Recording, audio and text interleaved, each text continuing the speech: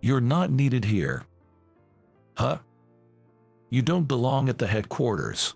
Choose between getting fired or being demoted to the countryside. This sudden declaration came from the department head, a graduate of a national university.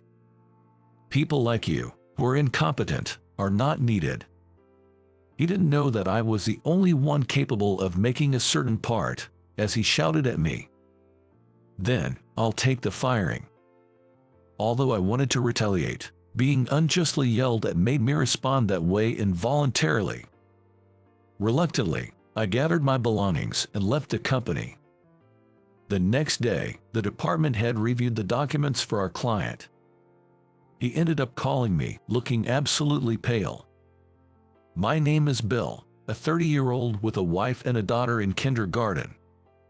I work in the corporate sales department of a planner company.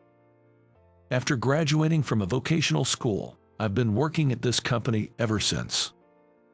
Oh, Bill, how are you? Oh, good. Bill, you're quite reserved, aren't you?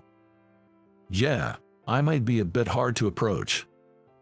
I continue to work at the headquarters, but I've always been bad at socializing and get nervous when talking to people. That's why I naturally avoided conversations, and my talkativeness dwindled. As a result, I didn't interact much with other employees and felt like I was working in a department of my own. Well, Bill's work is perfect. And he's so diligent, we can rely on him with ease.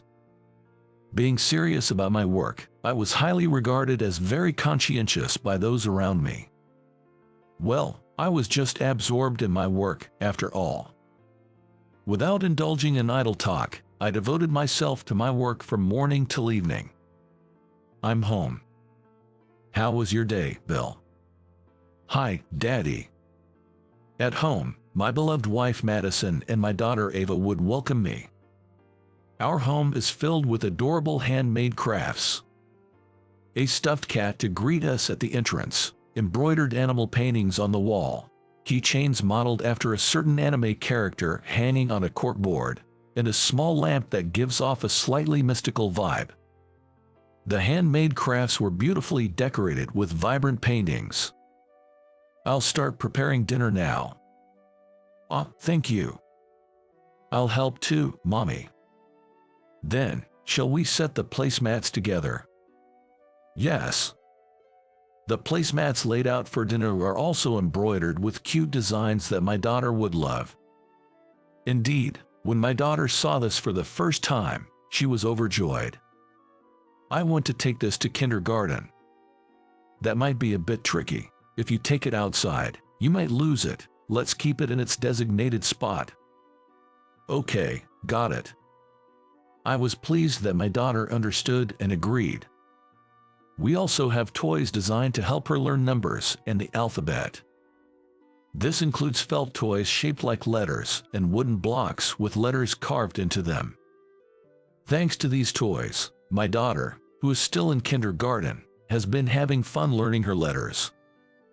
However, it's not like we're pushing her into some sort of early education program. We're just happy if she can learn while playing. That's the kind of approach we're taking. My wife is similar. She teaches our daughter while they play together, but doesn't seem to push her too hard.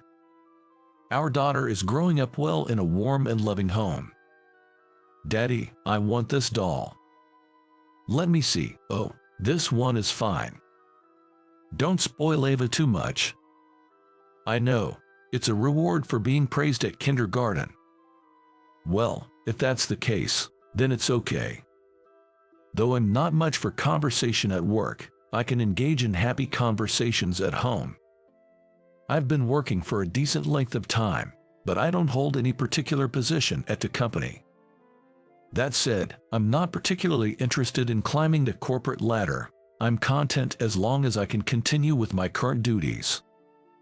I find my job to be a perfect fit for me. Once I get started, I can concentrate and find my time at the company both fulfilling and enjoyable. I was content enough to want to do the same job until retirement. Just when work and family life are both fulfilling, an incident occurred that abruptly shattered it all. Starting today, I'll be taking over as the department head here. My name is Kevin, and I look forward to working with you all. In the personnel changes, a new department head was transferred in. That was Kevin. The fact is, people with lower education levels can't do significant work. On the other hand, those who graduate from famous universities, especially with a bachelor's degree, tend to do excellent work. Kevin was known for valuing academic credentials. It seems he himself graduated from Harvard. Among the employees at the headquarters, there were those who had only high school or vocational school diplomas. However, in our department, most of the employees were university graduates. It seemed that I was one of the few with a vocational diploma in our department, and it appeared that Kevin had set his sights on me. "Hey, Bill, the boss is here. Make sure you greet him properly." I did though. Your voice was too soft. Kevin started to pick on me for anything and everything. Why doesn't this vocational school graduate try to consult me? It's creepy how he just works silently by himself. It seems that he didn't like the fact that I rarely sought others' instructions and worked silently on my own. Don't worry about it too much, Bill. Yes. Kevin prefers subordinates who consult him. I was informed by a colleague, which made sense. He may glare at me with a stern look, but Kevin, I've finished this task. What should I do next? Next you should. He would smile and give gentle instructions to juniors who would consult him for everything. In a way, he was easy to understand. There are things that only Bill can do, after all. Thank you. Now, I'd better get back to work before I get glared at too. I greeted the colleague who shared this with me and then focused on my own work. Indeed, there were tasks entrusted only to me here. I just needed to concentrate on those. I figured Kevin would eventually get tired of meddling with me. However, I would later realize that this was a naive thought. One day, the corporate sales department was discussing the planner lineup for the next fiscal year. Our main products are planners for employees. We pitched to large corporations with samples, saying, "How about this design for your company's planners for next year?" Since the requirements vary from client to client, such as waterproofing being essential for some, preferring smaller sizes for others, or being strictly dust-free, we had to come up with various plans. As a result, the meetings tended to be long.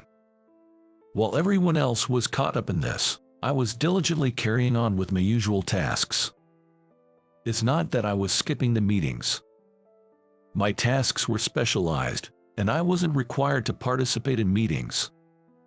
Therefore, I remained focused on my work even during the meetings. "Hey, what are you doing, Bill?"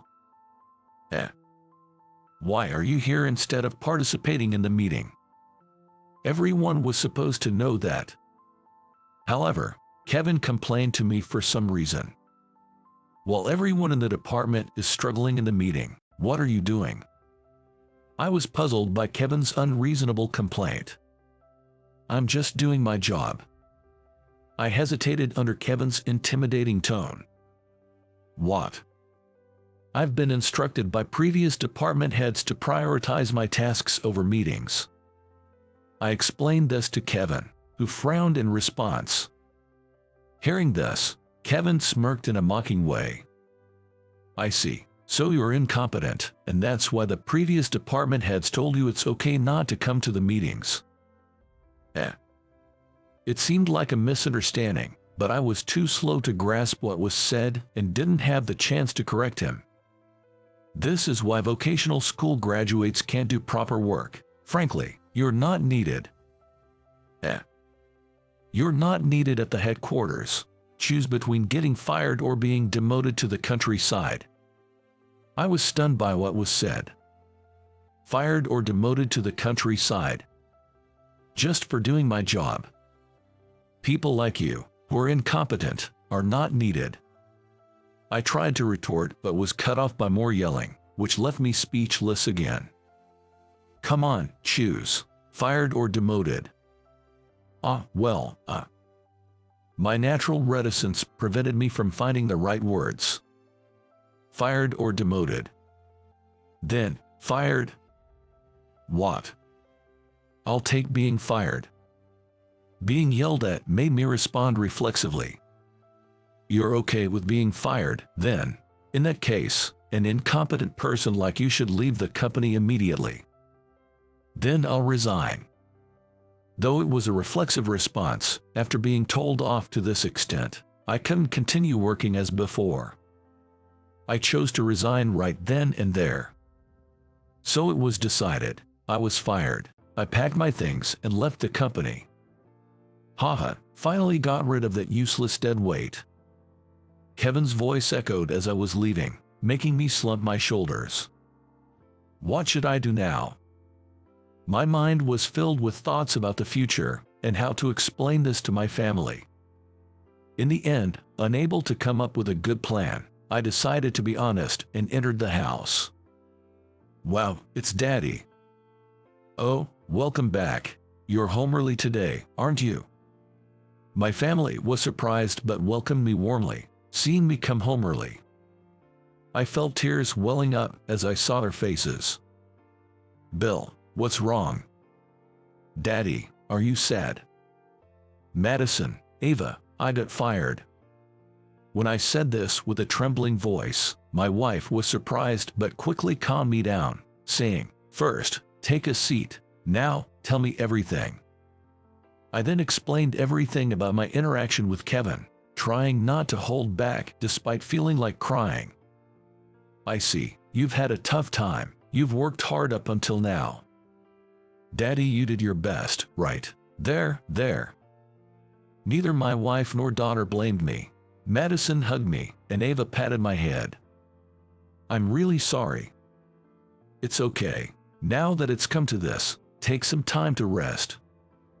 But what about the living expenses? Don't worry. We have some savings, and I'll ask my manager to increase my shifts.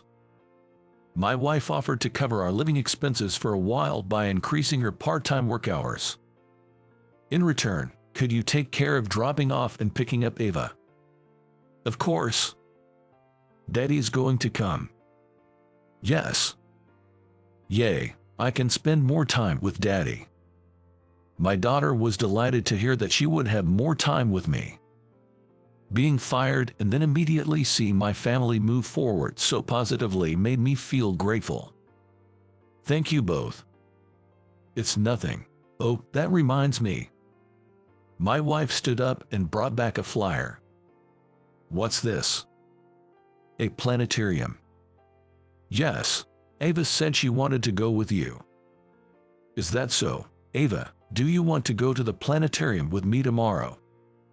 Yes, I want to go. Then, please take care of Ava tomorrow. Understood. Meanwhile, back in the department I had left. Where's Bill? We can't proceed without him. A few hours later, everyone who had come out of the meeting was looking around in surprise. It seemed they were puzzled not to find me, who was considered a key member of the department.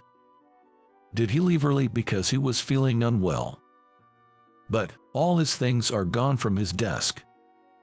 That's true. What happened? As everyone began to panic, realizing even my personal items were gone, they decided to ask Kevin, who was still there, about my whereabouts. I fired that incompetent, ha. Kevin laughed as if he had done a great job when asked about the situation. This left his colleagues with pale faces in shock. That's unacceptable. Please revoke the termination immediately. They advised Kevin, but it was too late. I had already left the company, and since we hadn't exchanged personal contact information, they couldn't get in touch with me. I did have a company phone, but I had left it on my desk. Why keep someone who can't even participate in a meeting? Isn't that just stealing a salary? You don't understand Bill's worth.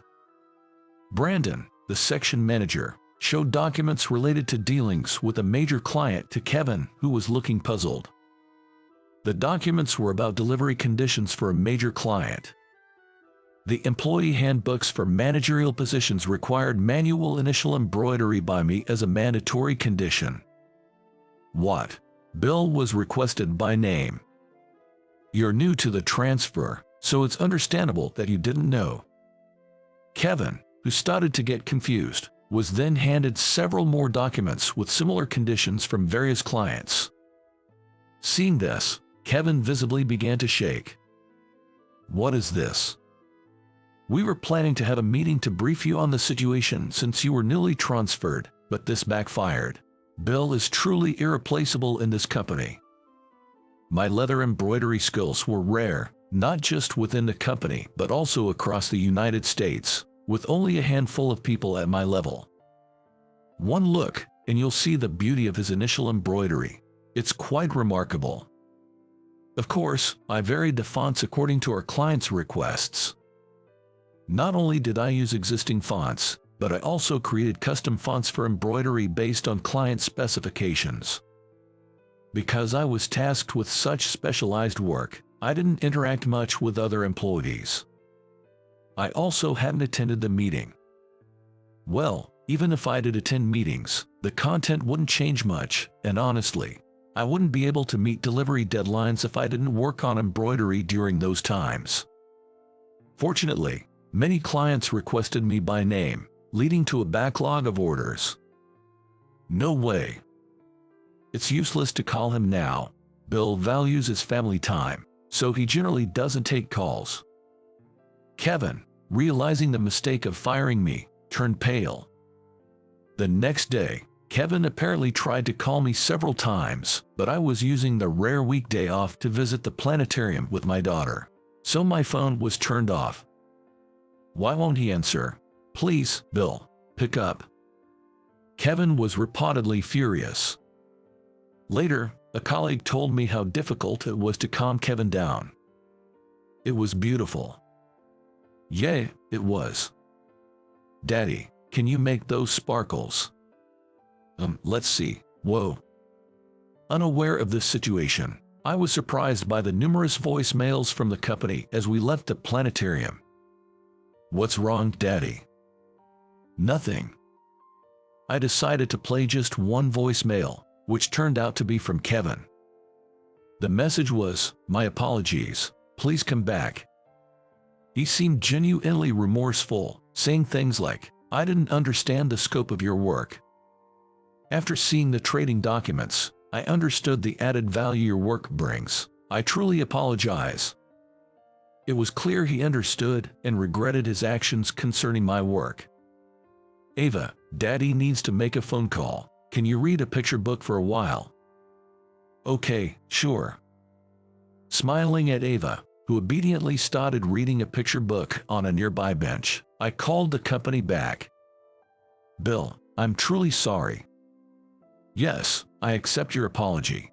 However, I've promised to spend a lot of time with my daughter this week, so I'll be taking paid leave. Okay.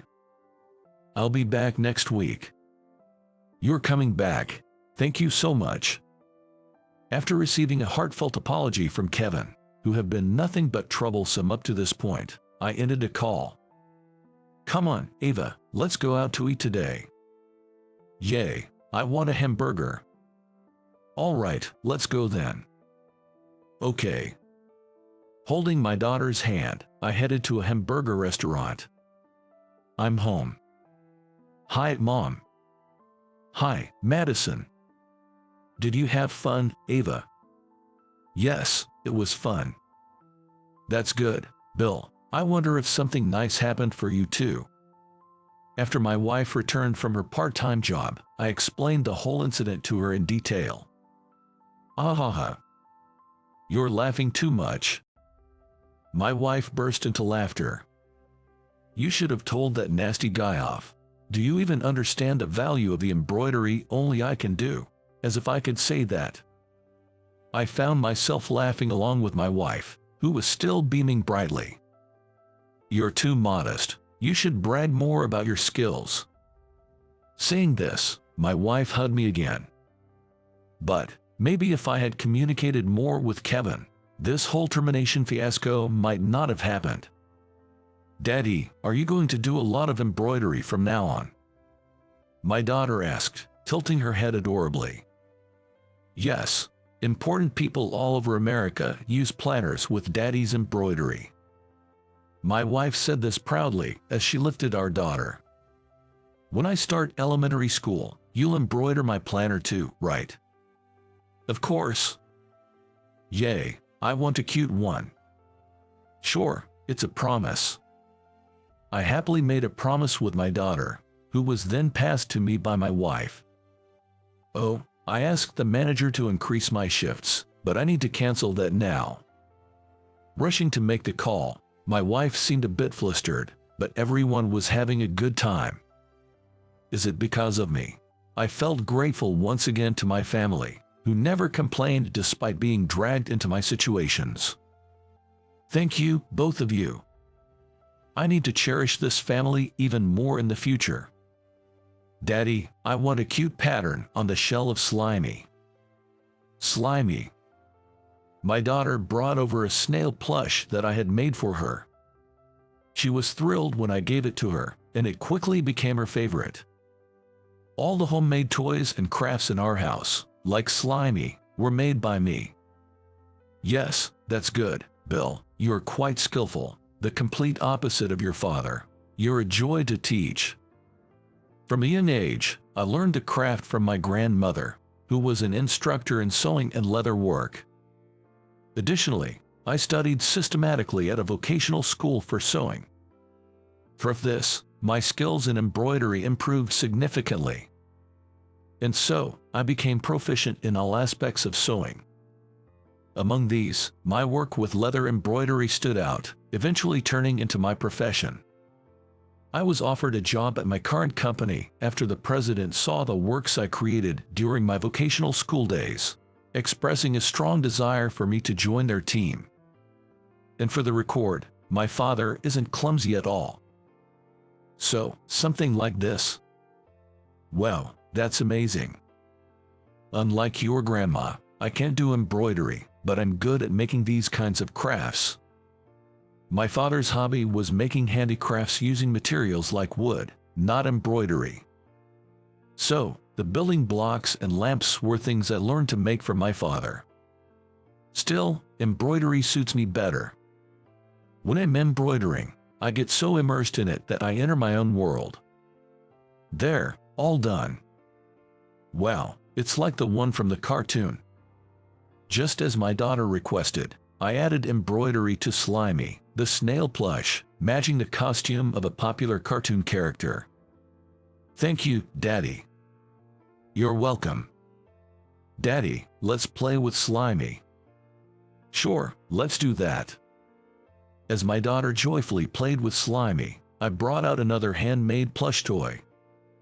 Let me join too. My wife joined in, bringing another stuffed animal with her.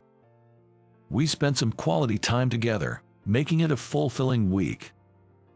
Bill is back. Thank goodness. The following week, when I returned to work, everyone, including Kevin, welcomed me with applause. This is a bit much. Feeling a bit embarrassed, I averted my gaze, and Kevin approached me. I'm sorry for the oversight of my work. It was my mistake. He apologized to me directly. It's all right now. I'm really sorry, thank you. And so, the peaceful environment where I could focus on my work, just like before Kevin transferred, returned. In fact, with everyone supporting me so that I could concentrate, my work progressed even more smoothly than before. As an apology, would you like to go out for a drink sometime? If you don't drink, a meal is fine too. Please let me treat you. Kevin invited me out after work finished earlier than expected one day. Well, it might be tough just the two of us right away. How about with everyone from the department? Kevin had calmed down considerably since then. He must not be a bad person at heart, considering how he's showing concern now. I nodded to Kevin, and we decided to go out for drinks with the entire department. I'm really sorry about everything that happened. I've heard it many times now, so no need for any more apologies. I know I have a short temper and tend to yell at people too quickly. It seemed he was aware of his own issues. I always intend to be more gentle, but indeed, he usually addressed his subordinates as you, but at that time, he did use incompetence in a more informal way. That's why I ended up being so aggressive towards you. I really am sorry for that. Really, it's fine now. If you keep apologizing, it'll spoil the drink. Yeah, you're right. Kevin laughed awkwardly. Having been apologized to repeatedly since we met, I was frankly tired of hearing it. About that, we wanted to apologize too. While we were having this conversation, a colleague spoke up. We were too caught up in our own work to intervene. And we thought you'd eventually figure things out on your own, Bill. We didn't explain things well. We're really sorry. This was partly our responsibility too. It's okay. Seeing my colleagues expressing their remorse, I laughed it off and forgave them. Relieved, everyone smiled back. From there, the atmosphere of the drinking party became lively. I've seen your embroidery. It's truly beautiful. How long have you been doing it? Since I was little. My grandmother taught me. Is that so? Born into it, huh? I always thought you were difficult to approach, Bill, but talking to you now, you seem normally quite kind. I'm not sure what you mean by normal, but I guess I've always been told I'm a bit different. I can sort of understand that. Having a drink together and sharing our feelings like this is important. It felt like a meaningful experience. When I got home, I immediately reported everything to my wife, who was waiting up for me. That's good. Sometimes, it's necessary to have those moments where you can speak your mind. Yeah, I understood that well. You do have an aura that makes it hard for people to approach you, you know. Do I? Yes. You get nervous when you talk to people, right? Maybe that gets communicated to the other person. Her words made me realize something. And because I avoided talking, maybe that's how I got that reputation. Actually, I was nervous when I first met you too. Is that so? I met my wife during our vocational school days. That said, I was into sewing. She, on the other hand, was into design, which was a bit different. Bill. Huh? I saw your embroidery. I fell in love with it at first sight, and I wanted to see more of your work. She approached me because she was captivated by my embroidery, and that's how we started dating. Now, even though she works part-time, she gives me advice when I struggle with embroidery fonts or the next plush toy to make. Have you ever thought about doing design work? Not so much now. The time I spend with you and Ava is more precious. Maybe my thoughts will change when Ava becomes more independent. My wife said this with a smile. Thanks to her, my sense of style has also been refined. I'm really happy. Why? I know how wonderful both your embroidery and you are. Knowing that your colleagues now see that too makes me happy. This time, I was the one who hugged my wife. The day after we talked about that, I want to have a drinking party with Daddy too. That might be a bit too soon for you, Ava. Hearing that I went out for drinks, my daughter expressed her wish to join, and my wife and I couldn't help but chuckle. All right then, when Dad gets home today, let's have a little party with some juice. Yay, Daddy, come home early. Ha ha ha, got it. I guess I need to hurry home today. Good morning, Bill. Good morning. Good morning, Bill. Something good happened. You're smiling. My thoughts were transparent, easily read by my colleagues at work. And so, I shared about the interaction with my daughter. What a lovely daughter you have. Bill, you really do cherish your family, don't you? So, should we aim for a no overtime day today? Well, we'd better get to work then. Everyone laughed at that. Sure enough, I managed to leave work early that day without any overtime. The department has become a much better place than before. And I've become even more dedicated to my work because of it. It's good to enjoy your work, but don't overdo it. Brandon. Make sure to take breaks, okay? Brandon, the section chief, brought me a coffee. He always praised my embroidery, saying its value was irreplaceable. I'm sorry about what happened. You too, Brandon. I'm not worried about it anymore. I figured as much. Here, a big order from a major company. Thank you. I'll start on it right away. No rush. Take it at your own pace. That's what makes your embroidery even more beautiful. Thank you very much. I'm motivated to work hard for people who appreciate my embroidery like this. All right. Maybe I'll make another plush toy for my daughter once I take a break. With that thought in mind, I continued my embroidery work. I'm off. Take care. Bye-bye, Daddy. My wife and daughter saw me off as I left for work. Good morning. Good morning, Bill. I greeted my colleagues and settled at my desk. Well then. Today, I'm once again working through a pile of leather, carefully personalizing each piece with a name, stitch by stitch. Hoping those who use these journals will appreciate them. Crafted with dedication and care. The work I've been doing since the old days can bring joy to someone. Being able to work using what I'm good at. I savor this kind of happiness. Bill, this is the schedule for the company's events. Thank you. Your embroidery is always so lovely. It's thanks to your work that we can do ours. You're exaggerating. At the same time, I'm navigating the conversations with people I've previously avoided. I'm thinking of gradually overcoming this too. I still can't initiate conversations, but I've started to talk a little with Kevin and other employees. Everyone talks to me without rushing, which I appreciate. Thanks to that, I've gradually become less tense. Daddy, next time, I want to go to a party in a dress matching this one. A dress. Leave it to me. I have an idea for a cute matching dress.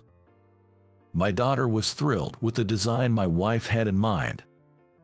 Hey, Daddy. Yes. I want to be able to embroider like Daddy. Will you teach me? Of course, I'd be happy to. If my daughter learns from my wife's sense and my skills, she might become even better at embroidery than me. But that's for her to choose. What's that paper?